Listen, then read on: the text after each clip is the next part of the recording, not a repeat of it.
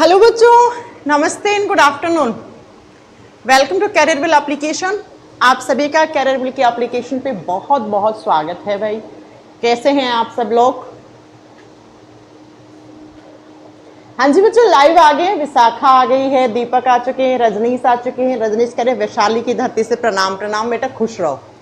हाँ जी, पंकज आ चुके हैं, विश्वेंद्र आ चुके हैं, सौरभ आ चुके हैं, सुनील कुमार आ चुके हैं, शिवांशु, गौतम, नमस्ते बेटा। हाँ जी, कैसे हो? तनु गुप्ता, आशीष, प्रदीप, अंश, आओ फटाक फटाक से अपनी आज की क्लास स्टार्ट करें। अच्छा बच्चों, एक बात सुनना, मैंने ना सैटरडे को केमिस्ट्री की क्लास ली थी, वो अपलोड नहीं हुई है आपके बैच में, कुछ प्रॉब्लम हुई है। 2-3 बच्चे लाइव आए थे, वो आज अपलोड हो जाएगी 3 बजे। मैंने शनिवार को भी मैंने जैसे कहा रखा है, थर्सडे फ्राइडे सैटरडे तीनों दिन आपकी केमिस्ट्री की क्लास होगी, है ना? तो तीनों दिन में सैटरडे को भी मैंने थर्सडे फ्राइडे ली थी, फ्राइडे में शायद 36 मिनट की क्लास हो पाई थी, उसके बाद सिस्टम ऑटोमेटिक अपडेट पे चला गया था। सैटरडे को शनिवार को भी मैंने केमिस्ट्री की क्लास ली है, जो आपके बैच में अपलोड नहीं हुई है। पता नहीं कुछ इन लोगों ने कुछ गड़बड़ करी है, लेकिन वीडियो है वो अपलोड हो जाएगी आज, ठीक है? आज हो जाएगी मेरी क्लास के बाद तुरंत, है ना? तो सैटरडे वाली क्लास केमिस्ट्री की देख लेना आप बच्चा, हुई है क्लास।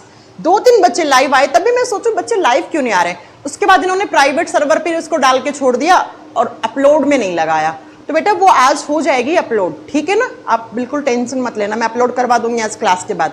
एक्चुअली मैंने अभी देखा जस्ट क्लास स्टार्ट करने से पहले, मैं जब भी क्लास स्टार्ट होती है तो उससे पहले मैं देखती हूँ कि लास्ट डे की क्लास में कोई प्रॉब्लम तो नहीं है। तो मैंने देखा शनिवार की क्लास क्यों नहीं अपलोड हुई है। फिर मैंने उस बच्चे को फ़ोन किया, गौरव को। मैंने कहा गौरव जी, आपने मेरी क्लास केमिस्ट्री की क्लास क्यों नहीं अपलोड की? कह रहे मैम कुछ एरर आ गया उसमें। तो मैंने कहा उसे अपलोड करो, शायद अब वो अपलोड हो जाएगी थोड़ी बहुत देर में। तो शनिवार की भी क्लास आप देख लेना। मैम एप्लीकेशन बहुत ज़्यादा गड़बड़ होके चलती है। अच्छा, अब बेटा एप्लीकेशन का तो मैं क्या बताऊं कि कैसे चलती है, हाँ मुझे नहीं पता बेटा। चलो स्टार्ट करें अपनी आज की क्लास। आज अपना डाइजेस्टिव सिस्टम खत्म हो जाएगा, कल हम जेनेटिक्स चैप्टर स्टार्ट करेंगे, है ना? आज अपना डाइजेस्टिव सिस्टम खत्म हो जाएगा बच्चों। देखो हमने पढ़ा था, देखो कहां तक पढ़ लिया था हमने डाइजेस्टिव सिस्टम, आपको याद हो तो बच्चा मैंने कहा था जो भी पेट का खाना है वो पेट का खाना छोटी आंत में आता है, स्मॉल इंटेस्टाइन में आता है। छोटी आंत के 3 हिस्से होते हैं। पहले हिस्से को बोलते हैं हम ड्यूडेनम, दूसरे को बोलते हैं हम जेजुनम, तीसरे को बोलते हैं इलियम। उसके बाद मैंने पढ़ाया था कि छोटी आंत का जो ड्यूडेनम वाला हिस्सा होता है, इस हिस्से के अंदर लीवर जो होता है वो अपना जूस डालता है, बाइल जूस हमने आपको पढ़ा दिया था। लीवर क्या काम करता है वो सारी बात हमने पढ़ा दी थी। उसके बाद स्मॉल इंटेस्टाइन के अंदर ही छोटी आंत के इसी ड्यूडेनम में ये जो पेड़ के पत्ते जैसा है, जिसको हम पेनक्रियाज बोलते हैं, जिसको हम अग्नाशय कहते हैं, ये पेनक्रियाज भी अपना जूस ट्रांसफर करता है। बस लास्ट क्लास में हमने यहां तक पढ़ा था, आज अपना ये चैप्टर खत्म हो जाएगा, ठीक है? चलो देखो, पेनक्रियाज यानी अग्नाशय जो पेड़ के पत्ते जैसा होता है, और पिछली क्लास में लिखवाया था मैंने, इसकी खोज लैंगर हैंस नाम के साइंटिस्ट ने की थी। लैंगर हैंस नाम के वैज्ञानिक ने अग्नाशय की खोज की थी। उसके बाद बच्चा पेनक्रियाटिक जूस है, इस जूस में 3 एंजाइम्स होते हैं। कल की क्लास, कल नहीं फ्राइडे की क्लास आपको याद होगी ना। पेनक्रियाटिक जूस में कितने एंजाइम्स पाए जाते हैं? 3 एंजाइम्स पाए जाते हैं। कौन कौन से एंजाइम्स थे मैम? पेनक्रियाटिक जूस में आपने बताया था एक एंजाइम होता है जिसका नाम होता है अमाइलेज एंजाइम, सेम नाम हिंदी में है। दूसरा एंजाइम है उसको बोलते हैं ट्रिप्सिन एंजाइम, अमाइलेज, ट्रिप्सिन। और तीसरा जो होता है उसको बोलते हैं लाइपेज एंजाइम। आपसे एग्जामिनर पूछे ट्रिप्सिन एंजाइम कौन से जूस में होता है, आपसे एग्जामिनर पूछे अमाइलेज एंजाइम कौन से जूस में होता है, लाइपेज एंजाइम कौन से जूस कौन से रस में होता है, ये तीनों एंजाइम हमारा पेनक्रियाज बनाता है, अग्नाशय बनाता है, जो 70 से 100 ग्राम का होता है सिर्फ और सिर्फ, है ना? अब ये तीनों एंजाइम्स का काम क्या होता है बेटा? एंजाइम्स का काम होता है ब्रेकडाउन ऑफ फूड, भोजन की तोड़फोड़। और भोजन की तोड़फोड़ का मतलब क्या होता है? ये खाने का पाचन करते हैं, ये डाइजेशन करते हैं। अब ये कैसे करते हैं डाइजेशन, वो सुनो आप। अमाइलेज किसको बचाता है? याद रखना, अमाइलेज या सलाइवरी अमाइलेज हमेशा और हमेशा किसका डाइजेशन करता है? कार्बोहाइड्रेट्स का, शर्कराओं का पाचन करता है। जो भी हम कार्बोहाइड्रेट्स खाते हैं उनका डाइजेशन अमाइलेज करता है। अमाइलेज हमेशा कार्ब्स का डाइजेशन करता है। ठीक है, नेक्स्ट आप मैम दूसरे नंबर पे नंबरिंग कहीं भी लिख लो बेटा, क्या हो गया? फैजान कह रहे हैं दूसरे नंबर पे ट्रिप्सिन लाइपेज लिखा। बेटा नंबरिंग से कोई फर्क पड़ता है क्या? हाँ चलो मैम, एमाइलेज तो लारीय ग्रंथि में था नवीन, वो सलाइवरी एमाइलेज था, ये एमाइलेज है। ठीक है, चलो नेक्स्ट अगला। यस बेटा, RENIN पेट में बनता है, RENNIN। राहुल पता है, बहुत अच्छा क्वेश्चन पूछा है आपने, है ना, ये किडनी बनाता है। ठीक है, चलो आओ, ट्रिप्सिन किसको पचाता है? ट्रिप्सिन की स्पेलिंग में P आ रहा है बीच में, तो P से प्रोटीन, ये प्रोटीन को पचाने का काम करता है। जो भी आपने खाने में प्रोटीन खाया है उन सबको पचाने का काम करेगा। लाइपेज की स्पेलिंग में क्या आ रहा है? L, तो L से क्या होती हैं? लिपिड्स होती हैं, फैट्स होती हैं, तो ये लिपिड्स का डाइजेशन करता है। तो आप ट्रिक से याद कर सकते हो बेटा, अमाइलेज, सलाइवरी अमाइलेज, अमाइलेज शब्द जब भी आए तो वो हमेशा और हमेशा कार्बोहाइड्रेट का डाइजेशन करता है। ट्रिप्सिन की स्पेलिंग में P आता है, तो P फॉर प्रोटीन। 3 क्वेश्चन बन गए, 3 नहीं 6 क्वेश्चन बन गए। कौन कौन से एंजाइम पैनक्रियाटिक जूस में होते हैं? एमाइलेज किसको पचाएगा? कार्बोहाइड्रेट्स को। ट्रिप्सिन किसको पचाएगा? प्रोटीन को। लाइपेज किसको पचाएगा? लिपिड्स को। अब कैसे पचाते हैं? मुझे आप सभी लोग कमेंट करके एक बात बता दो बच्चा, इससे पहले कार्बोहाइड्रेट का डाइजेशन कहां हुआ था? आपको याद है, मुंह में कार्बोहाइड्रेट्स का डाइजेशन हुआ था, किसने किया था? सलाइवरी अमाइलेज ने, सलाइवरी अमाइलेज, लारी अमाइलेज ने। और स्टार्च को किस में बदला था? माल्टोज में। लेकिन मैंने वहां पर आपको बहुत अच्छे से बताया था कि कंप्लीट स्टार्च को डाइजेस्ट नहीं कर पाता, ये पूरे तरीके से स्टार्च को नहीं पचा पाता है, आधा अधूरा पचाता है, पार्शियल डाइजेशन करता है। तो आप में से कुछ बच्चों ने पूछा मैम पूरा कहां होता है? मैंने कहा आगे चलना, छोटी आंत में पैनक्रियाटिक जूस में एंजाइम होता है, वो करता है ना। तो बच्चों सुनो, जितना भी कार्बोहाइड्रेट हम खाते हैं, जो भी हम खाने में शर्करा खाते हैं, वो अधिकतर कार्बोहाइड्रेट्स हम किसके रूप में खाते हैं? हम अधिकांशतः कार्बोहाइड्रेट स्टार्च के रूप में खाते हैं। तो जो बिना पचा हुआ स्टार्च कहां से आया था? मुंह से पेट में, पेट से छोटी आंत के कौन से हिस्से में? ड्यूडेनम में। अब ड्यूडेनम में क्या? ड्यूडेनम में बच्चा जैसे पैनक्रियाटिक जूस यानी अग्ना से रस आया, ये रस क्या करेगा? जो भी बिना पचा हुआ स्टार्च था ना, उसको 100% माल्टोज में तोड़ देगा, स्टार्च को माल्टोज में बदल देता है। कौन सा एंजाइम? Amylase enzyme.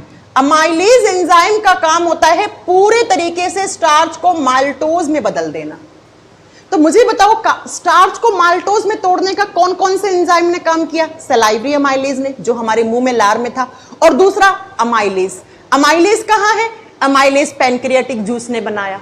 तो मुझे बताओ, स्टार्च का पूरे तरीके से डाइजेशन हो गया है? जी हाँ मैम, हो गया। 100% स्टार्च को माल्टोज में तोड़ दिया। अब जितना स्टार्च टूटना था ना, बस वो यही टूट जाएगा, इसके आगे नहीं टूटेगा। ठीक है, अब ये प्रोटीन को पचाने वाला ट्रिप्सिन क्या करता है? बेटा जो पेट से प्रोटीन आई थी बिना पचे हुए, याद करो पेट में कौन था? पेप्सिन। और पेप्सिन ने क्या किया था? पेप्सिन ने तो मैम सिर्फ और सिर्फ आधा अधूरा प्रोटीन को पेप्टोन्स या पेप्टाइड्स में तोड़ा था, याद है? तो ये क्या करेगा ट्रिप्सिन एंजाइम? जो प्रोटीन नहीं पची हुई आई है, 100% प्रोटीन को पचा देगा। और प्रोटीन जब पचती हैं तो पहले किस में कन्वर्ट होती हैं? पहले किस में बदल जाती हैं? पेप्टोन्स या पेप्टाइड्स में बदल जाती हैं। और बाद में यही प्रोटीन्स के जो पेप्टाइड्स और पेप्टोन्स होते हैं, इनको 100% अमीनो एसिड में तोड़ देता है। कौन सा एंजाइम? Trypsin enzyme. और आपको याद होगा मैंने कहा था, जब प्रोटीन अमीनो अम्ल में बदल जाए तो समझना प्रोटीन का डाइजेशन क्या हो गया है? कंप्लीट हो गया है। हाँ जी, अगला चैप्टर बेटा जेनेटिक्स पढ़ाएंगे कल की क्लास में, ठीक है? तो जो ट्रिप्सिन है, इसने क्या किया? जो प्रोटीन बिना पची हुई आई थी, कहां से आई थी? पेट से। पहले 100% प्रोटीन को पेप्टोन्स या पेप्टाइड्स में तोड़ता है, फिर 100% पेप्टाइड्स और पेप्टोन्स को अमीनो एसिड में तोड़ देता है। कौन सा एंजाइम? यही एंजाइम, ट्रिप्सिन एंजाइम। तो बताओ, स्टार्च पूरे तरीके से पच गया? हाँ जी मैम। प्रोटीन पूरे तरीके से पच गया? हाँ जी मैम, पच गया बेटा। अब मुझे आप लोग जल्दी से बता दो, क्या आप मुझे जल्दी से एक बात बता दो कि प्रोटीन को पचाने वाले कौन कौन से एंजाइम है? कौन कौन से एंजाइम है? कहां कहां पचा प्रोटीन? अब तीसरा सुनो, तीसरा हम खाते हैं खाने में लिपिड्स। लिपिड्स जिसको हिंदी में हम वसा कहते हैं या फैट कह देते हैं बेटा। लिपिड्स या फैट सेम ही चीज होती है। इस लिपिड्स को 100% फैटी एसिड्स और ग्लिसरॉल में तोड़ने का काम लाइपेज का होता है। लाइपेज का होता है, ठीक है। इससे पहले लिपिड्स को किसने पचाया था? बाइल जूस ने। लेकिन पूरा नहीं पचा पाया था ना बाइल जूस, तो क्या होता है? तो पूरा का पूरा लिपिड्स को किसमें? फैटी एसिड्स और ग्लिसरॉल में तोड़ने का काम कौन कर देता है? आपका लाइपेज एंजाइम ग्लिसरॉल और लिपिड्स में। फैटी एसिड्स का मतलब होता है वसा की छोटी छोटी बूंद, जिनको हम वसीय अम्ल कहते हैं, और साथ में यहीं से हमें ग्लिसरॉल की बूंदें भी मिलती हैं। तो प्यारे बच्चों, आप देखो 100% डाइजेशन कर दिया लिपिड्स का। किसने करा? किसने करा? लिपिड्स ने। तो आपके आप एक बात समझ में आ गया। एक बात क्या समझ में आई? अच्छा, ये सब कहाँ चल रहा है? पैनक्रियाटिक जूस आके कहाँ गिरता है? तो बच्चा, पैनक्रियाटिक जूस आके गिरता है छोटी आंत में, स्मॉल इंटेस्टाइन में। और स्मॉल इंटेस्टाइन के कौन से हिस्से में गिरता है? ड्यूडेनम में गिरता है। तो ये सारी प्रोसेस डाइजेशन की कहाँ चल रही है? ड्यूडेनम में ही चल रही है। ड्यूडेनम में ही चल रही है। हमारे जितना भी सारा ये खाना है वो ड्यूडेनम में है। अरे कितनी बार पढ़ाऊं, लीवर और पेनक्रियाज में खाना नहीं जाता है। लीवर और पेनक्रियाज खाना आपका ड्यूडेनम में पड़ा है, लेकिन जैसे ड्यूडेनम में खाना आता है तो लीवर अपना और पेनक्रियाज अपना क्या जूस है वो ड्यूडेनम में ट्रांसफर करता है। तो अब सुनो एग्जामिनर के क्वेश्चन क्या क्या। आप लोग आंसर करते जाना क्वेश्चंस के, ठीक है। एग्जामिनर पूछता है अग्नाशय रस कहां जाके गिरता है? आंसर क्या होगा? ड्यूडेनम में। या आंसर क्या होगा? छोटी आंत में, ठीक है। अग्नाशय रस में कौन कौन से एंजाइम होते हैं? ये आपसे पूछेगा अग्नाशय रस का उस एंजाइम का नाम बताओ जिसने 100% स्टार्च को माल्टोज में तोड़ दिया। अग्नाशय रस के उस प्रोटीन का नाम और उस एंजाइम का नाम बताओ जो 100% प्रोटीन को अमीनो अम्ल में बदल देता है। अग्नाशय रस के उस एंजाइम का नाम बताओ जो 100% लिपिड्स को फैटी एसिड्स और ग्लिसरॉल में तोड़ देता है। तोड़ दिया, तोड़ दिया, तोड़ा कि नहीं तोड़ा? हो गया। मैंने कहा था जब स्टार्च माल्टोज में आ जाए तो समझ लेना स्टार्च का डाइजेशन हो गया। जब प्रोटीन है वो अमीनो एसिड में बदल जाए तो समझ लेना प्रोटीन का डाइजेशन हो गया। जब लिपिड्स फैटी एसिड्स और ग्लिसरॉल में बदल जाएं तो समझना लिपिड्स का डाइजेशन हो गया। राजन सिंह बेटा, थैंक यू सो मच। आगे बात समझ में? हाँ जी मैम। अब क्या होगा? आप सुनो बच्चों, इस फोटो को देखो, इस फोटो को देखो, बड़ा ध्यान से देखना है ना।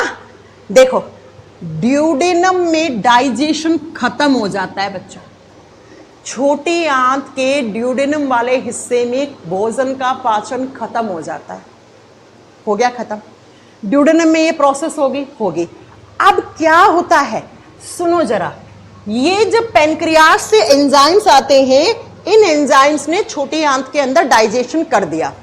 करने के बाद क्या होता है? स्मॉल इंटेस्टाइन जो अपनी छोटी वाली आंत होती है ना बेटा, ये अपना खुद का भी एक जूस बनाती है। जो छोटी आंत होती है ना, ये छोटी आंत अपना खुद का भी एक जूस बनाती है और इस जूस को बोलते हैं इंटेस्टाइनल जूस। क्या बोलते हैं इसको? इसको इंटेस्टाइनल जूस कहते हैं, हिंदी में कहते हैं आंतीय रस। अब याद रखना, कौन सी आंत बनाती है? छोटी आंत, बड़ी आंत नहीं बनाती है बेटा, सिर्फ छोटी आंत बनाती है बेटा इंटेस्टाइनल जूस। स्मॉल इंटेस्टाइन कहती है मैं क्यों पीछे रहूं, मैं भी अपना जूस बनाऊंगी। और बना के ये अपना खाना कहां, इस जूस को कहां डाल देगी? अपने ही हिस्से में। और अपना ही हिस्सा कौन सा? ड्यूडेनम में। ये अपना ही जूस बना के अपने ही हिस्से में जिसको आप ड्यूडेनम कहते हो, इसी में डाल देती है। तो इंटेस्टाइनल जूस, आंत वाला जो रस होता है वो छोटी आंत बनाती है, ना कि बड़ी आंत। ठीक है। अब इस इंटेस्टाइनल जूस में भी 3 एंजाइम होते हैं। There are 3 enzymes are present in small intestines juice. छोटी आंत से बनने वाले आंतीय रस में भी 3 एंजाइम पाए जाते हैं। बस इन एंजाइमों के नाम याद करो, खेल खत्म हो जाएगा। 3 एंजाइम कौन कौन से? सुनिए, स्मॉल इंटेस्टाइन से निकलने वाले जूस में पहला एंजाइम होता है, उसको बोलते हैं सुक्रेज एंजाइम।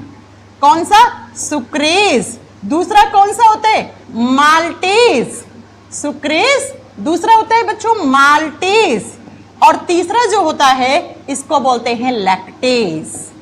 3 एंजाइम खुद आपकी आंत बनाती है बेटा, लैक्टेज। अब आप कहोगे मैम प्रोटीन पच गया है, स्टार्च पच गया है, लिपिड्स पच गई हैं, फिर अब एंजाइम्स की जरूरत क्या है? बच्चों, आपकी मैम कितने दिनों से एक सेंटेंस कह रही है, मैंने एक कथन बोला, मैंने कहा अधिकतर कार्बोहाइड्रेट हम स्टार्च के रूप में खाते हैं। इसका मतलब मैम हम कार्बोहाइड्रेट किसी और रूप में भी खाते हैं? जी हाँ, स्टार्च के रूप में तो ज्यादा खाते हैं। बाकी की कार्बोहाइड्रेट सुनिए जरा, हम खाते हैं सुक्रोज। सुक्रोज क्या है? सुक्रोज चीनी है बेटा, चीनी, गुड़, शहद, इन सब में सुक्रोज पाया जाता है। तो सुक्रोज क्या है? कार्बोहाइड्रेट। तो इसे भी तो पचाना पड़ेगा। हाँ जी मैम। माल्टेज पचाता है माल्टोज को। माल्टोज किस में होता है? आप ड्राई फ्रूट्स खाते हो, ठीक है, उनमें माल्टोज होता है। मूंगफली खाते हो, उसमें माल्टोज होता है। लैक्टोज पाया जाता है हमारे दूध में। दूध में लैक्टोज पाया जाता है। दूध में क्या होता है? एक शर्करा होती है जिसको लैक्टोज कहते हैं। तो मैंने आपको कहा था स्टार्च के रूप में हम ज्यादा कार्बोहाइड्रेट खाते हैं। बाकी की कार्बोहाइड्रेट देखो, सुक्रोज की फॉर्म में खाते हैं, माल्टोज की फॉर्म में खाते हैं, लैक्टोज की फॉर्म में खाते हैं। अब सुनो, सुक्रोज किस किस में होता है? आपने चीनी खाई है, चीनी से बनी हुई कोई मिठाई खाई है, ठीक है। आपने गुड़ खाया है, जैगरी गुड़ खाया है, गुड़ से बनी हुई चीज खाई है कोई, शहद खाया है, तो इन सब में आपको सुक्रोज मिलता है। नेक्स्ट, माल्टोज किस में? आप ड्राई फ्रूट्स खाते होंगे, है ना, ड्राई फ्रूट्स खाते ही होंगे, काजू, बादाम, किशमिश, इनमें पाया जाता है। कोई भी बीज वाली चीज खाते हो ना, बीज सीड वाली चीज, उन सब में भी माल्टोज होता है। लैक्टोज होता है दूध में, इसे दूध वाली प्रोटीन कहा जाता है। लैक्टोज क्या कहलाती है? Milk protein. ये दूध में पाए जाने वाली प्रोटीन होती है। अब आप कहोगे मैम, सॉरी प्रोटीन नहीं, कार्बोहाइड्रेट, ओह सॉरी, दूध में पाए जाने वाली कार्बोहाइड्रेट होती है। ये मिल्क कार्बोहाइड्रेट या मिल्क शुगर के नाम से फेमस है बेटा। इसको मिल्क शुगर बोलो या मिल्क कार्बोहाइड्रेट बोलो, दूध वाली शर्करा है। अब आप कहोगे मैम दूध तो आपने कहा था पेट में पच जाता है। अरे दूध का प्रोटीन पचा था पेट में, दूध में कार्बोहाइड्रेट भी तो होती है ना। दूध में प्रोटीन होता था, प्रोटीन पेट में पच गया। अब दूध में सिर्फ प्रोटीन ही थोड़ी है, दूध में तो बहुत कुछ होता है। दूध में कार्बोहाइड्रेट भी होता है, और दूध में कौन सा कार्बोहाइड्रेट होता है? लैक्टोज। तो क्या इन्हें पचाना नहीं पड़ेगा? जी हाँ मैम। तो सुनिए, हमारी छोटी आंत जो एक जूस बनाती है, जिस जूस को इंटेस्टाइनल जूस कहते हैं, आंतीय रस कहते हैं, इन आंत रस में क्या पाए जाते हैं? 3 एंजाइम पाए जाते हैं। कौन कौन से? Sucrase, maltase, lactase.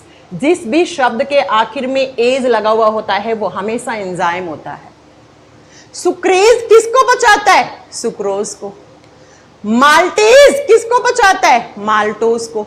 लैक्टेज किसको बचाता है? लैक्टोज को। और ये तीनों ही क्या है? ये तीनों कार्बोहाइड्रेट हैं। इसका मतलब मैम हम कार्बोहाइड्रेट्स, हम शर्कराएं, स्टार्च, माल्टोज, लैक्टोज और आप बताओगे बेटा सुक्रोज के रूप में खाते हैं। लेकिन मैम अधिकतर कार्बोहाइड्रेट हम स्टार्च के रूप में खाते हैं। उस स्टार्च को माल्टोज में कौन बदलता है? स्टार्च को माल्टोज में सलाइवरी अमाइलेज एंजाइम और अमाइलेज एंजाइम बदलता है ना? अब बात आई समझ में। अब ये कैसे पचाते हैं? तो चलो अगली स्लाइड पे देखते हैं। बच्चों जो सुक्रोज होता है, सुनिए ध्यान से, जो सुक्रोज चीनी, गुड़, शहद और फ्रूट्स जो आप खाते हो, जो जितने भी आप फ्रूट्स खाते हो, इन सब में सुक्रोज होता है बेटा। और इस सुक्रोज को पचाने का काम होता है सुक्रेज का। सुक्रेज क्या? एक एंजाइम है बेटा। तो सुक्रेज एंजाइम जितनी भी सुक्रोज आपने खाई है इसको तोड़ देगा। तोड़ेगा तो क्या मिलता है? जैसे ही सुक्रोज टूटता है तो हमें एक मॉलिक्यूल ग्लूकोज का मिलता है और एक मॉलिक्यूल फ्रक्टोज का मिलता है। बच्चों इतनी बार एग्जाम में क्वेश्चन आता है, क्या क्वेश्चन आता है कि जब एक सुक्रोज का अणु टूटता है तो हमें क्या क्या मिलता है? जब एक सुक्रोज टूटता है तो एक ग्लूकोज का अणु मिलता है और एक फ्रक्टोज का अणु मिलता है। तो देखो ग्लूकोज आ गया, फ्रक्टोज आ गया, और ग्लूकोज फ्रक्टोज हमारे बॉडी में एनर्जी देने का काम करते हैं। और मैंने कहा था जब कार्बोहाइड्रेट ग्लूकोज के रूप में बदल जाएं तो बेटा क्या हो जाता है? कार्बोहाइड्रेट का डाइजेशन कंप्लीट हो जाता है। तो हमने खाया क्या? स्टार्च। हमने खाया क्या? सुक्रोज। हमारे बॉडी को क्या चाहिए? Glucose, fructose. तो डाइजेस्टिव सिस्टम ने तोड़ दिया, बदल दिया इसे। ठीक है, अब नेक्स्ट सुनो। नेक्स्ट, माल्टोज को कौन तोड़ता है? अब मैं बार बार नहीं बताऊंगी माल्टोज किस में होता है, ठीक है? माल्टोज को तोड़ता कौन है? माल्टेज एंजाइम तोड़ता है। और जैसे ही माल्टेज ने माल्टोज को तोड़ा तो माल्टोज के टूटने से दो मॉलिक्यूल ग्लूकोज के मिलते हैं। ग्लूकोज प्लस ग्लूकोज एक, और दूसरा, ये दो ग्लूकोज के अणु मिलते हैं माल्टोज से। तो स्टार्च माल्टोज में बदला और माल्टोज किस में बदल गया? ग्लूकोज में। तो मैंने कहा था जब आपका पूरा का पूरा स्टार्च ग्लूकोज में बदल जाए तो समझना पाचन कंप्लीट हो गया। तो बताओ आ गया माल्टोज ग्लूकोज के रूप में? जी हाँ मैम, आ गया। तीसरा सुनो, जो दूध में हमारी शर्करा होती है उसको लैक्टोज कहते हैं। दूध का मीठापन इसी शर्करा की वजह से होता है, लैक्टोज की वजह से। लैक्टोज के ऊपर अटैक करता है कौन सा एंजाइम? Lactase enzyme. और ये लैक्टेज एंजाइम क्या करता है? इस लैक्टोज को तोड़ देता है एक अणु ग्लूकोज के में और एक गैलेक्टोज में। एक गैलेक्टोज में, हिंदी में सेम नाम है बेटा इसलिए नहीं लिखवा रहे हैं, ठीक है? एक ग्लूकोज मिला, एक गैलेक्टोज मिला, ये लो। तो देखो बोर्ड पे, सुनो, आपने स्टार्च खाया, स्टार्च माल्टोज में बदला, माल्टोज से सबसे ज्यादा ग्लूकोज मिला, दो अणु ग्लूकोज के मिले तो ज्यादा है। आपने खाया गुड़, शहद, चीनी, जितने भी, इनमें सुक्रोज था, सुक्रोज से मिल गया ग्लूकोज और फ्रक्टोज। आपने दूध पिया तो दूध में प्रोटीन तो पच गया पेट में, और दूध में जो शर्करा थी वो टूट गई, अब आपको ग्लूकोज और गैलेक्टोज दे दिया। तो इस तरीके से कार्बोहाइड्रेट का कंप्लीट डाइजेशन होता है। मैं या तो ये कह दूं कि जब एक सुक्रोज टूटता है तो एक ग्लूकोज और एक फ्रक्टोज मिलता है, या मैं ये कह दूं एक ग्लूकोज और एक फ्रक्टोज जब जुड़ते हैं आपस में तो एक मॉलिक्यूल सुक्रोज का देते हैं। कह सकती हूं? हाँ जी मैम। या तो मैं ये कह दूं माल्टोज टूटता है तो हमें दो ग्लूकोज के अणु मिलते हैं, या मैं ये कह दूं कि दो ग्लूकोज के जुड़ने से हमें एक माल्टोज नाम की कार्बोहाइड्रेट मिलती है। जी हाँ मैम। या तो मैं ये कह दूं लैक्टोज जब टूटता है तो एक ग्लूकोज और एक गैलेक्टोज का अणु मिलता है, या मैं ये कह दूं, मैं माल्टोज दो बार लिख दिया बेटा, दो, अच्छा ये माल्टेज है, माल्टेज है बेटा, माल्टोज नहीं है, ये हटा दो। या मैं ये कह दूं कि एक लैक्टोज जब टूटता है तो ग्लूकोज और गैलेक्टोज मिलता है, या मैं ये कह दूं एक ग्लूकोज और गैलेक्टोज आपस में जुड़ते हैं तो लैक्टोज बनाते हैं। जी हाँ मैम, जी हाँ मैम, ठीक है।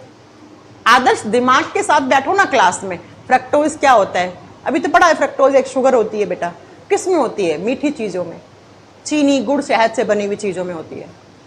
तो तो ये आपकी आंतीय रस भी, स्मॉल इंटेस्टाइन भी खुद का एक जूस बनाती हैं जिसके अंदर 3 एंजाइम होते हैं। कौन कौन से? Sucrase, maltase, lactase. अब आप कहोगे मैम कैसे क्वेश्चन आते हैं एग्जाम में? कौन सी आंत हमारे बॉडी में इंटेस्टाइनल जूस बनाती है? कौन सी आंत, छोटी या बड़ी? छोटी आंत। आपसे पूछेगा छोटी आंत से बनने वाले रस में कितने एंजाइम होते हैं? 3। कौन कौन से? ये रहे आंसर। सुक्रेज किसको बचाता है? सुक्रोज को। लैक्टेज किसको बचाता है? लैक्टोज को। माल्टेज किसको बचाता है? माल्टोज को। आपसे एग्जामिनर पूछेगा एक सुक्रोज से क्या क्या मिलता है, एक माल्टोज से क्या क्या मिलता है, एक लैक्टोज से क्या क्या मिलता है? खत्म, खत्म, टूट गए। ठीक है, हो गया डाइजेशन खत्म। बस यहां तक जितना पाचन होना था उतना हो गया, अब आगे नहीं पचेगा खाना। जितना पचना था उतना पच गया खाना। ये सारी हरकत कहां हो रही थी? स्मॉल इंटेस्टाइन के ड्यूडेनम हिस्से में। अब याद करो, मैंने कहा था जब डाइजेस्टिव सिस्टम शुरू किया था, सबसे पहले आप खाना खाते हैं, उसके बाद डाइजेशन होता है, उसके बाद एब्जॉर्प्शन होता है। खाना खा लिया, खाना पच गया, अब पचे हुए भोजन का अवशोषण करवाना है। तो अब क्या हो गया? जो पच गया उसको हमारी बॉडी रख लेगी, और जो नहीं पचा वो वेस्ट फूड में बदल जाएगा। वेस्ट फूड को आप बाहर निकाल के आ जाते हो। है ना? है ना? आई बात समझ में? तो अब क्या होगा? जैसे ही खाना जाता है छोटी आंत के ड्यूडेनम से, एक बात याद रखना, ड्यूडेनम में डाइजेशन कंप्लीट हो जाता है। डाइजेशन क्या हो गया? कंप्लीट हो गया है। अब इससे आगे खाना नहीं पचेगा। तो अगर आपका एग्जामिनर क्वेश्चन पूछे पाचन शुरू कहां से हुआ था, पाचन शुरू मुंह से हुआ था, और पाचन खत्म कहां होता है, फूड का डाइजेशन खत्म कहां होता है? छोटी आंत में। और छोटी आंत के कौन से हिस्से में? ड्यूडेनम में। यह बात हमेशा याद रखना। अरे याद रख लो कि यह बात हमेशा। डाइजेशन शुरू मुंह से होता है और डाइजेशन खत्म कहां हो जाता है? डाइजेशन खत्म हमारी छोटी आंत के ड्यूडेनम वाले हिस्से में हो जाता है, जिस हिस्से में लीवर ने अपना जूस डाला, पेनक्रियाज ने अपना, स्मॉल इंटेस्टाइन ने खुद ने अपना जूस डाला। और प्यारे बच्चों, यहां पे डाइजेशन खत्म। छोटी आंत में भोजन का पाचन खत्म हो जाता है। आगे बात समझ में? हाँ जी मैम, आगे। अब छोटी आंत के इस ड्यूडेनम से आगे जो खाना जाएगा, कौन कौन से हिस्से में? जेजुनम और इलियम में। यहां पे पचे हुए भोजन का अवशोषण होगा। आपने खाना क्यों खाया था? ताकि खाने से एनर्जी मिले। अब जब तक ये पचित भोजन का अवशोषण नहीं होगा तो एनर्जी कहां से आएगी? तो जो भी खाना पचा है उसका अवशोषण करवाना पड़ेगा हमारे बॉडी में, है ना? तो सुनिए जरा, आइए क्या होगा। अब ड्यूडेनम से जब आगे खाना जाएगा छोटी आंत के जेजुनम और इलियम हिस्से में। अब मुझे बताओ, जेजुनम कौन सी आंत का हिस्सा है? जेजुनम छोटी आंत का हिस्सा है। इलियम भी कौन सी आंत का हिस्सा है? छोटी आंत का। अब इन दोनों में कौन सी प्रोसेस होगी? इन दोनों में होती है बेटा न्यूट्रिएंट एब्जॉर्प्शन। आप ऐसे लिखो, absorption of nutrients. Absorption of nutrients होता है बेटा। जो भी आपने पोषक तत्व खाए थे, अब उनका अवशोषण होगा बेटा यहां पे। और जो मैं अब अगला क्वेश्चन पढ़ाऊंगी ना आपको, डाइजेस्टिव सिस्टम से सबसे ज्यादा क्वेश्चन यही पूछा जाता है। लिख लो, अब क्या होगा? अब होगा पोषक तत्वों का अवशोषण। पोषक तत्वों का अवशोषण होगा बेटा, एब्जॉर्प्शन होगा। अरे जो खाना पचा है उसका अवशोषण तो करवाना पड़ेगा ना। अब सुनो, ड्यूडेनम जेजुनम दोनों में होता है, लेकिन ज्यादा एब्जॉर्प्शन ऑफ न्यूट्रिएंट्स कहां होता है? याद रखना, इलियम भाग में। छोटी आंत के इलियम हिस्से में भोजन का अवशोषण या पोषक तत्वों का अवशोषण ज्यादा होता है। थोड़ा बहुत जेजुनम में भी होता है, लेकिन ज्यादा कहां होता है? इलियम। तो कभी भी एग्जाम में क्वेश्चन आ जाए क्या कि जो भी खाना पचा हुआ था उसका अवशोषण कहाँ होता है, छोटी आंत के इलियम हिस्से में करके आना। क्यों मैम, इलियम में ज्यादा क्यों होता है?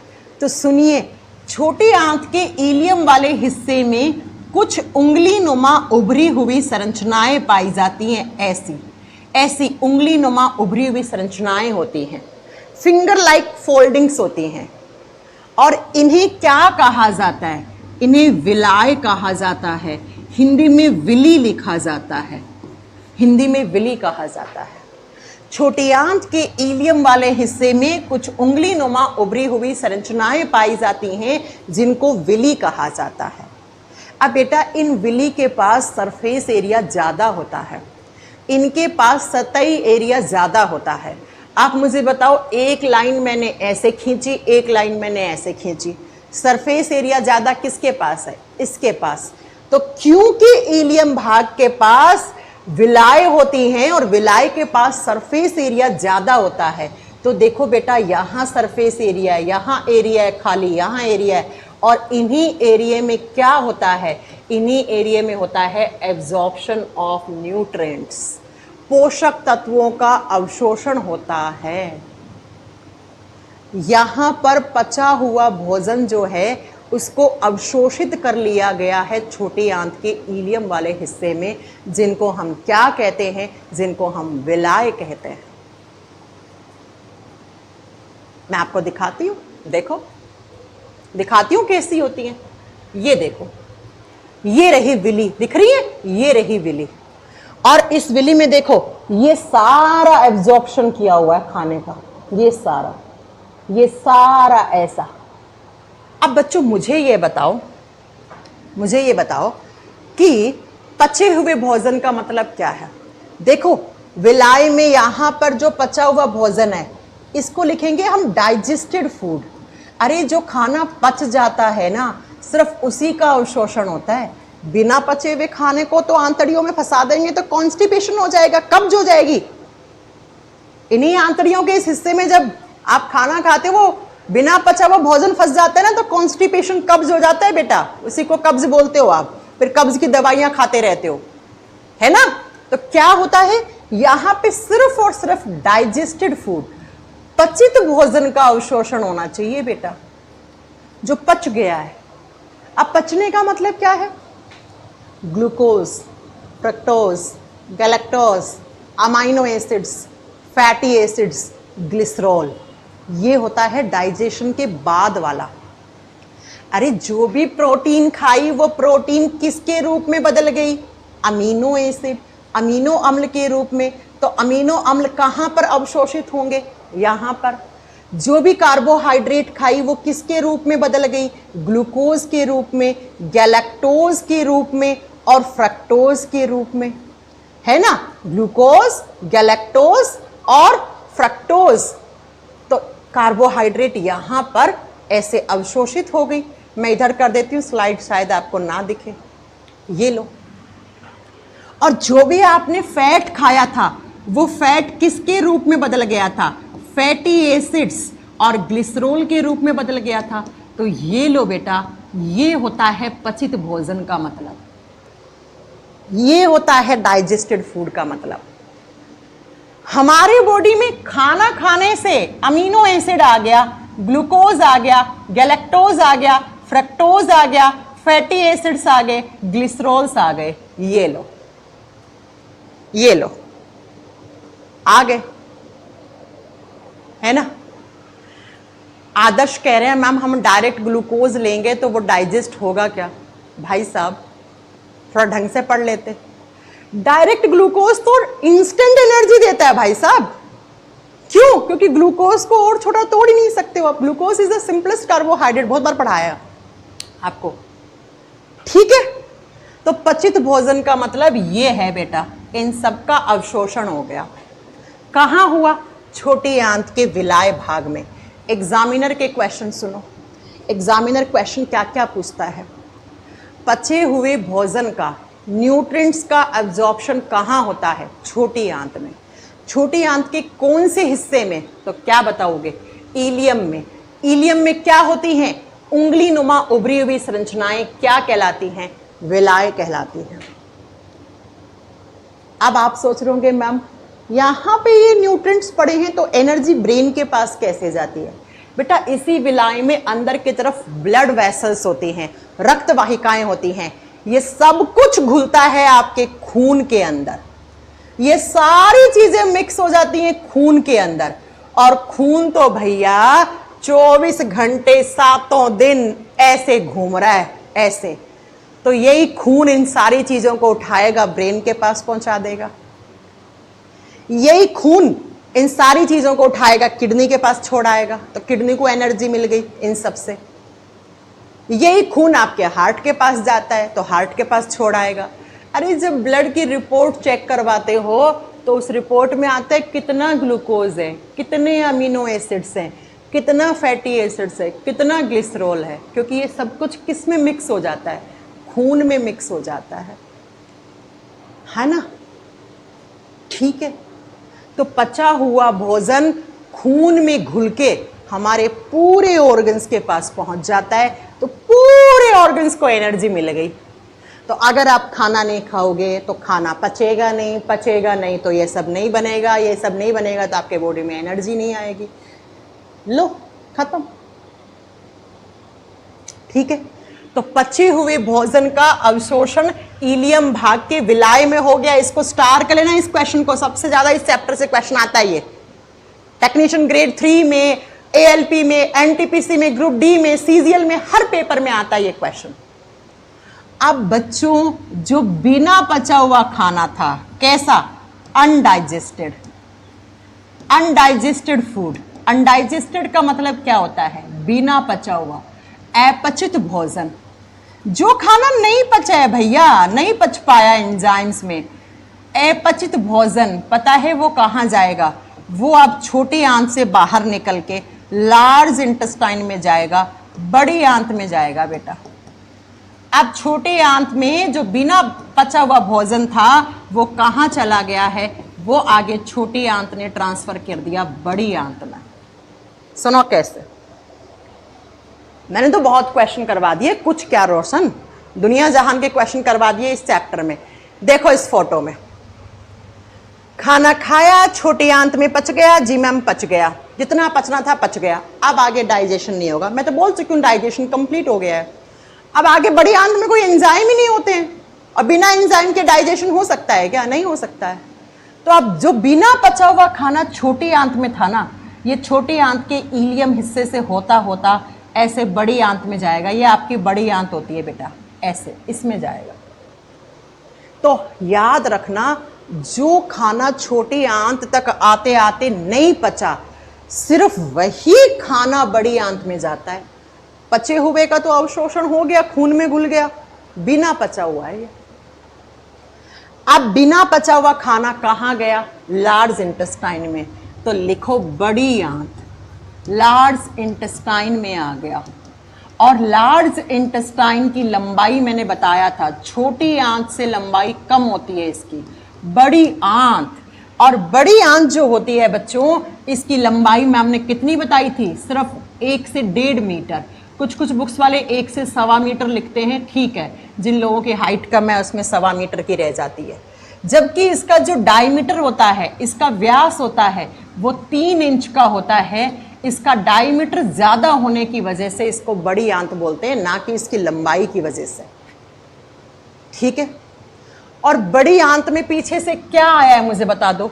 अनडाइजेस्टेड फूड आया। Large intestine is divided into 3 parts. बड़ी आंत के 3 हिस्से होते हैं बच्चों। पहले हिस्से को बोलते हैं सिक्कम। सिक्कम, बड़ी आंत का पहला हिस्सा सिक्कम कहलाता है। दूसरा हिस्सा कोलोन कहलाता है। कौन सा? कोलोन कहलाता है। और तीसरे हिस्से को बोलते हैं रेक्टम। जैसे छोटी आंत के 3 हिस्से थे, ठीक ऐसे ही बड़ी आंत के भी 3 हिस्से होते हैं, सिक्कम, कोलोन, रेक्टम। चलिए दिखाते हैं बड़ी आंत कैसे होती है। ये रही बेटा आपकी बड़ी वाली आंतड़ी। इस वाले हिस्से को सिक्कम कहते हैं, इस वाले हिस्से को सिक्कम कहते हैं।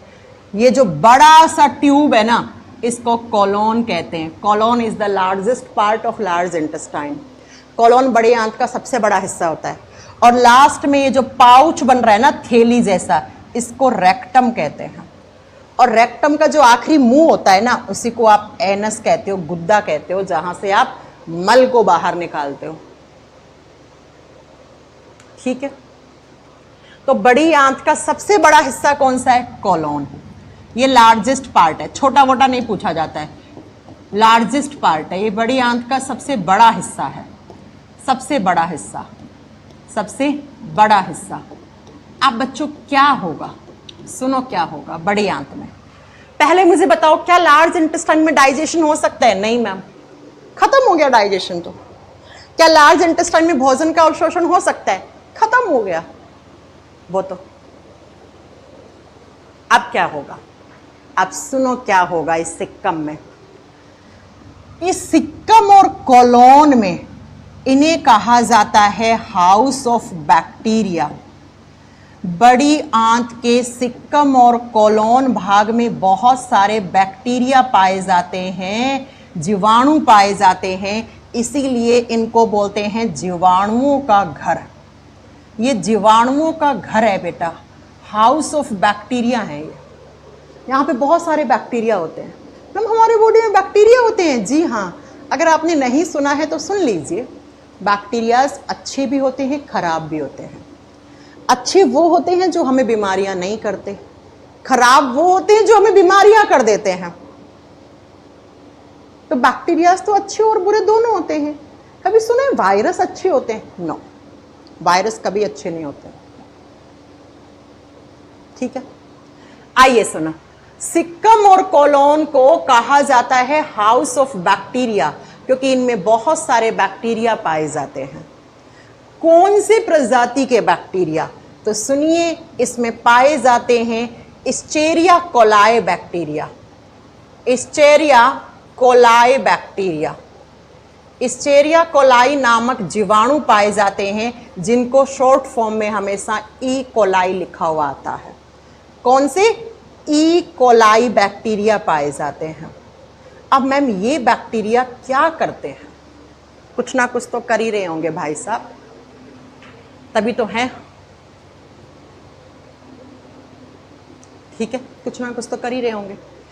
सुनो, आपसे पूछे बड़ी आंत के कौन से हिस्से में बैक्टीरिया पाए जाते हैं, आप क्या करके आओगे? सिक्कम और कोलोन। कौन से बैक्टीरिया? E coli bacteria. अब ये बैक्टीरिया क्या करते हैं सुनो जरा। जो पीछे से अनडाइजेस्टेड फूड आया था, जो पीछे से बिना पचा हुआ खाना आया था, हाँ मैम, बिना पचाई तो आया बड़ी आंत में। कहां से आया? छोटी आंत में। बिना पचा हुआ भोजन आया या अपचित भोजन आया, इस खाने के अंदर ये बैक्टीरिया लग जाएंगे। और बच्चा, जब केले में बैक्टीरिया लग जाते हैं तो केले को सड़ा देते हैं, रोटी में बैक्टीरिया लग जाते हैं, रोटी को सड़ा देते हैं।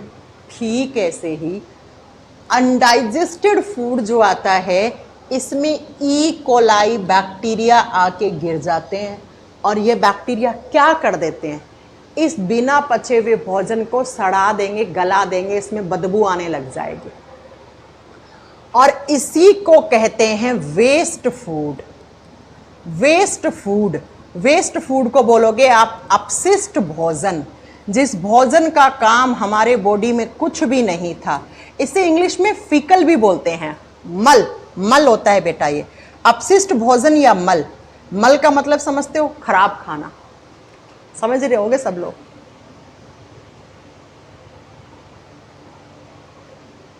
समझ गए मेरी बात? तो ई कोलाई बैक्टीरिया ने क्या किया? जो बिना पचा हुआ खाना आया था उसके अंदर सड़ा दिया, गला दिया, सड़न गलन पैदा कर दी उसके अंदर। और सड़ा हुआ भोजन क्या कहलाता है? फीकल, मल या वेस्ट फूड कहलाता है बेटा। ठीक है मैम, ये बैक्टीरिया हमारी इतनी हेल्प क्यों कर रहे हैं? बेटा कुछ ना कुछ तो इनका काम है, इनको बदले में कुछ ना कुछ मिल रहा होगा। ऐसे कोई हेल्प नहीं करता। आज के ज़माने में जब तक किसी का कोई स्वार्थ ना हो तब तक कोई किसी की मदद करता है? नहीं करता है। जो करते हैं वो तो फिर बहुत अच्छे लोग होते हैं। पता है ये बैक्टीरिया हमारी इतनी मदद क्यों करते हैं? भाई एक तो बैक्टीरिया को घर दे दिया हमने रहने के लिए, और दूसरा पता है ये बैक्टीरिया जो होते हैं ना, ई कोलाई बैक्टीरिया, इनको हम भोजन देते हैं बेटा, इनको हम खाना देते हैं, इन्हें फूड देते हैं। पता है ये बैक्टीरिया क्या खाते हैं? अनडाइजेस्टेड फूड खाते हैं। इन बैक्टीरिया को हमने घर दे दिया रहने के लिए कि हमारी आंत है, बड़ी आंत, बैठे रहो आंत में और कुछ मत करो, बैठे बैठे रहो तुम, है ना। घर दे दिया, खाना आएगा, कैसा खाना? बिना पचा हुआ, खा लेना जितना तुम्हें जरूरत हो। अब बैक्टीरिया है, खुली आंखों से दिखता नहीं है, कितना सा खा लेंगे, ना के बराबर, है ना। तो इस बैक्टीरिया को हमने घर दिया, खाना दिया, और क्या चाहिए? अगर मैं तुम्हें घर दे दूं, खाना दे दूं, बस तुम पड़े रहोगे, क्या करोगे? मिल गया ऐसे, तो इसका फायदा हो गया। अब हमारा क्या फायदा करता है? तो हमारा फायदा ये करता है बिना पचे हुए भोजन को मल में परिवर्तित कर देता है, और दूसरा ये हमें फायदा देता है, इस बैक्टीरिया के बॉडी में 2 विटामिन बनती हैं बेटा। कौन कौन सी विटामिन? ये बैक्टीरिया बनाता है विटामिन के और विटामिन B12। विटामिन के और विटामिन B12, ये दोनों विटामिन्स बैक्टीरिया बनाता है, और बना के किसे देता है? हमें देता है। हमने बैक्टीरिया को घर दिया, खाना दिया, हमें बैक्टीरिया ने क्या हेल्प करी? बिना पचा हुआ खाना आ गया, उसको सड़ा दिया, गला दिया। और दूसरा क्या किया? दूसरा उसने हमें 2 विटामिन दे दिए। बैक्टीरिया का भी फायदा, हमारा भी फायदा, दोनों का फायदा है। हाँ मैम। और बायोलॉजी में ऐसे रिलेशनशिप कहलाते हैं सिम्बायोटिक रिलेशनशिप, सहज जीवन संबंध। बेटा 2 अलग अलग प्रजाति के जीव एक साथ रहते हैं, इसने इसको फायदा पहुंचाया, इसने इसको फायदा पहुंचाया, तो ऐसे रिलेशनशिप सहज जीवन संबंध, सिम्बायोटिक रिलेशनशिप कहलाते हैं। बैक्टीरिया हमारी प्रजाति का है क्या? नो, हम तो इंसान हैं। तो माइक्रो ऑर्गेनिज्म छोटा सा है, हमारी बराबरी क्या कर पाएगा? तो सुनो जरा, ऐसे रिलेशनशिप बायोलॉजी में कहलाते हैं सिम्बायोटिक रिलेशन।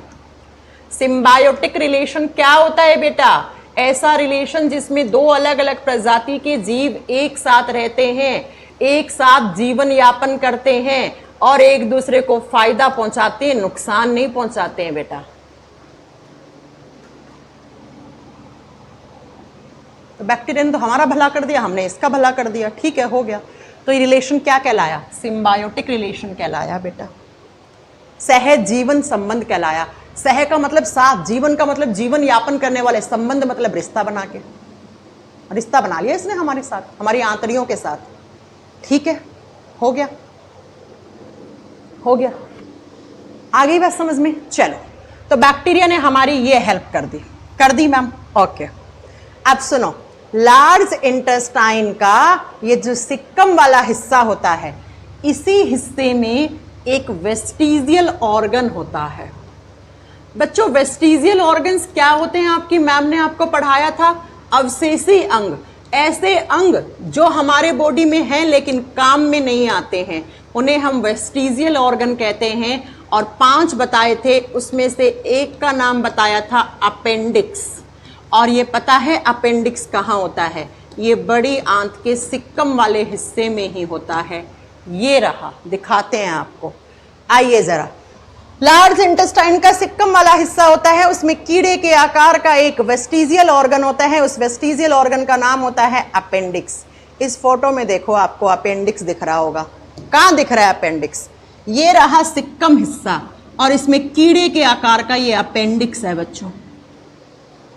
ये अपेंडिक्स किसी काम का नहीं है। मैम पहले तो कभी ना कभी कुछ काम का रहा होगा, ऐसा थोड़ी होता है। हाँ बेटा, ऐसा कहते हैं कि जब हम बंदर थे तो रोटी बना के थोड़ी खाते थे घर में। बंदर थे तो घास फूस खाते थे, और घास फूस को पचाने के लिए स्ट्रॉन्ग एंजाइम्स की जरूरत होती थी, और वही स्ट्रॉन्ग एंजाइम्स ऐसा कहते हैं कि अपेंडिक्स बनाता था। अब बच्चों हम बंदर नहीं है, इंसान है, हम प्रॉपर रोटी बना के खाते हैं, पका के खाते हैं ना। तो अब इस अपेंडिक्स की कोई जरूरत नहीं है, लेकिन अभी भी पड़ा है। इसीलिए इसको वेस्टिजियल ऑर्गन कहते हैं, इसको अवशेषी अंग कहते हैं। ऐसे ऑर्गन्स जो हमारे बॉडी में हैं लेकिन किसी काम के नहीं है, उनको वेस्टिजियल ऑर्गन्स कहते हैं हम। कभी कभी इंसान की इस अपेंडिक्स में देखो मल आके फंस जाता है, टॉक्सिक हो जाता है ये अपेंडिक्स, इसमें जहर बन जाता है। भाई जो अनडाइजेस्टेड फूड था, है ना, आप जंक फूड ज़्यादा खाते हो, तेल वाला खाना ज़्यादा खाते हो, चीज़ मक्खन ज़्यादा खाते हो, तो इसके अंदर जितनी भी सारी गंदगी होती है वो गंदगी आके इस अपेंडिक्स में फंस जाती है, अपेंडिक्स फूल जाता है। आपको दर्द होगा बेटा, एब्डोमिनल आंतड़ियों के नीचे वाले हिस्से में दर्द होगा, बहुत भयंकर। आप डॉक्टर के पास जाओगे, डॉक्टर कहेगा देखिए आपका अपेंडिक्स फूल गया, इसमें जहर फंस गया, बहुत सारा टॉक्सिक चीज़ें फंस गई हैं।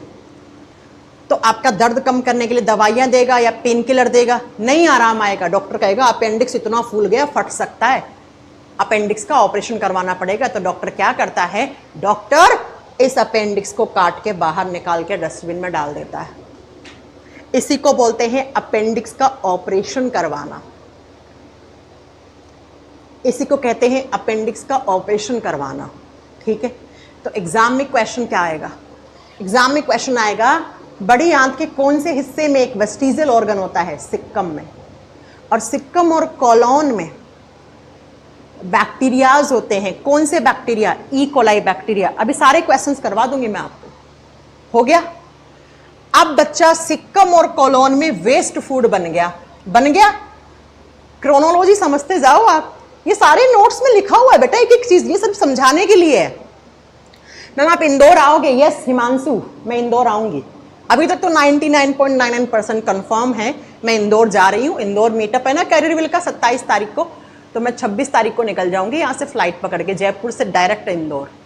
अभी तो है मेरा मन, क्योंकि मैं आज तक किसी भी मीटअप में नहीं गई हूँ, पटना वाली मैंने स्किप कर दी, इस बार मैं इंदौर जाने के मूड में हूँ। ठीक है, इंदौर वाले तुम लोगों से मिलेंगे है ना 27 तारीख को। अब बच्चों ये वेस्ट फूड कहाँ जाता है, कोलोन में।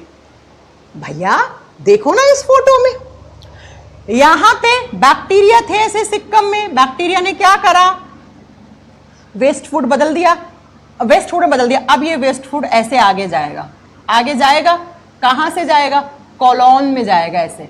तो कोलोन में क्या होता है, जितना भी आपने पानी पिया, खाना खाने के साथ, खाना खाने के पहले, खाना खाने के बाद, मुझे नहीं पता आपने कब पिया, उस पानी को चूस लेगा ये हिस्सा। अरे भैया पानी थोड़ी ना बाहर निकालना है सारा, फिर तो डिहाइड्रेशन हो जाएगा। तो जितना भी वेस्ट फूड के साथ जो पानी आया था, उस वाटर का एब्जॉर्प्शन कोलोन हिस्से में होता है। लिख लेना साफ साफ, सुनो क्या, पॉइंट बना के लिख लो, वाटर एब्जॉर्प्शन, वाटर एब्जॉर्प्शन कौन से हिस्से में होता है, कोलोन में, इसीलिए कोलोन सबसे बड़ा हिस्सा है। पानी का अवशोषण कोलोन भाग में होता है, पानी का अवशोषण कोलोन भाग में होता है। अरे सुनो, भोजन का अवशोषण छोटी आंत में हुआ था, इलियम में। ठीक है, और जो पानी खाना खाने से पहले, खाना खाने के साथ, खाना खाने के बाद या पूरे दिन में पानी पिया है, वो पानी भी तो पेट में जाएगा, आंतड़ी में जाएगा, छोटे आंत में जाएगा, बड़ी आंत में जाएगा, बड़ी आंत में जैसे जाएगा कोलोन वाला हिस्सा चूस लेगा पानी को। तो अगर एग्जामिनर में क्वेश्चन आए, एग्जाम में क्वेश्चन आए, भोजन का अवशोषण कहाँ होता है, छोटी आंत में, पानी का अवशोषण कहाँ होता है, बड़ी आंत में।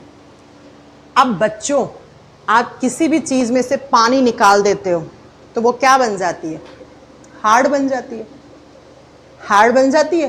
तो अब जो बाकी का जो मल बचा, पानी आ गया उसमें से अपने बॉडी में, बाकी का जो, भाई हिंदी में लिखवा तो दिया, कोलोन भाग में पानी का अवशोषण होता है, और क्या हिंदी में लिखवाएं आपको। अब बाकी का वेस्ट फूड पता है कहां जाता है, देखो इस फोटो में, यहां से ये पूरे हिस्से में पानी का अवशोषण हो गया। अब बाकी का सॉलिड बन गया, ठोस बन गया सारा वेस्ट फूड, और ये ठोस आता है इस रेक्टम में, रेक्टम में यहां पे आके मल इकट्ठा हो जाता है बेटा। रेक्टम भाग में क्या होता है, रेक्टम भाग में मल इकट्ठा होता है बेटा। मल का मतलब होता है वेस्ट फूड, जिसको बॉडी से बाहर निकालना है। बड़ी आंत के रेक्टम भाग में मल क्या हो गया है, कलेक्ट हो गया है, इकट्ठा हो गया बेटा। इकट्ठा का मतलब समझते हो, आके कलेक्ट हो गया है। अब जैसे ही आपको प्रेशर आएगा ये भर जाएगा रेक्टम। किससे? किससे भर जाएगा? मल से। तो एनस से आप इस वेस्ट फूड को बाहर कर दोगे। एनस को बोलते हैं गुद्दा, एनस को बोलते हैं गुद्दा।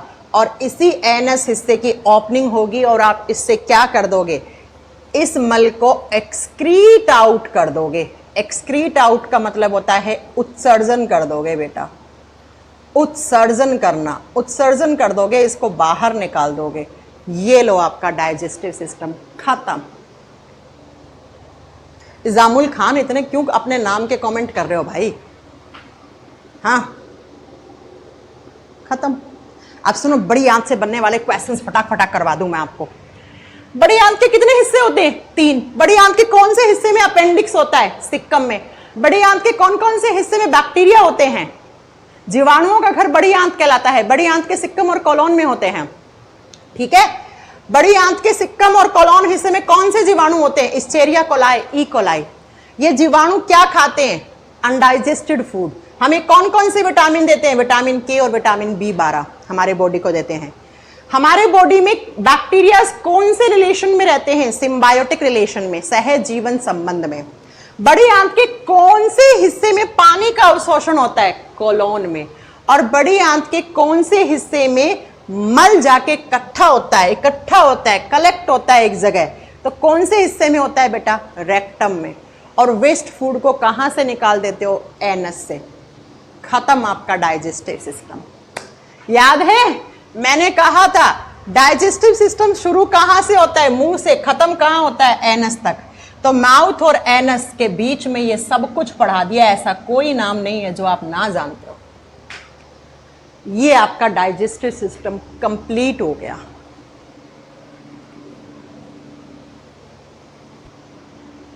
खत्म।